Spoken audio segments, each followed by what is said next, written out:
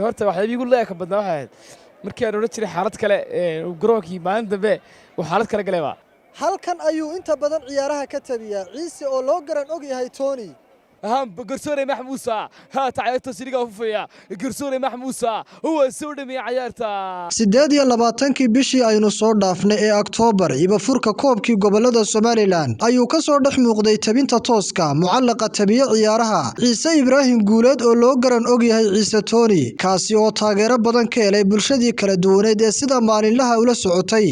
daawashada ciyaaraha Somaliland Ciise Tony oo la hadlay telefishinka Home Cable waxa uu sheegay inuu hiigsanayo tartamada laga ciyaaro dunida si uu fursad ugu helo inuu sii kordhiyo xirfadiisa ay hadaan ku sheego waxa soo bilaabay 2015kii ayaan soo bilaabay tabinta ciyaaraha haddana waxa ku sugan garoonka Hargeysa 2020kii ku guda jira waxaana jecel inaan ku sii guda jiro in ka sii badan tahay macalliqnimada horta heer macalliqnimo ugu sareeya hadda aan dalkeena war ka taagan laakiin waxa jecelahay inaan heer ka sii sareeyo wadamada kale saqadaro kale أنا معلق النقطة ددية عيارة إلا أنا عالم كسيك سوى. مدة عيارة نادين سي عيسو وحيابيه كوغو لا يابك بدنا محي هايين هداد برب الشاي هاتو أما ديكو قرون كتشوغا بحيابا سيكو لا يابك بدنا دتك راي بحيث لين فرعلي كسوسميين ودادين تسوق لها قرون وحالات كلا كتشيرا بو قرون وحالات كلا قلاي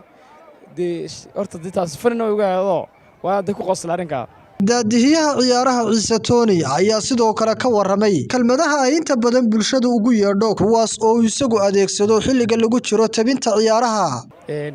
kulladu badan yihiin dadka ugu tilmaamaan xadaariyo kale goolo munaasab meel ma taagan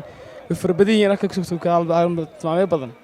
way reactionada badan ee la sameeyay ficilta badan la sameeyay horta mid fiican oo wanaagsan tahay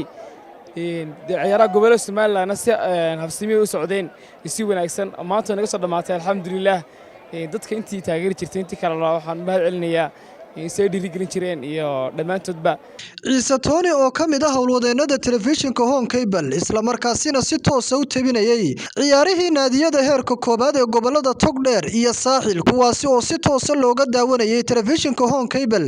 ay dad badan waqti xaadirkan u arkeen inuu xiiso gaar ah u yeelay ciyaaraha gobolada Somaliland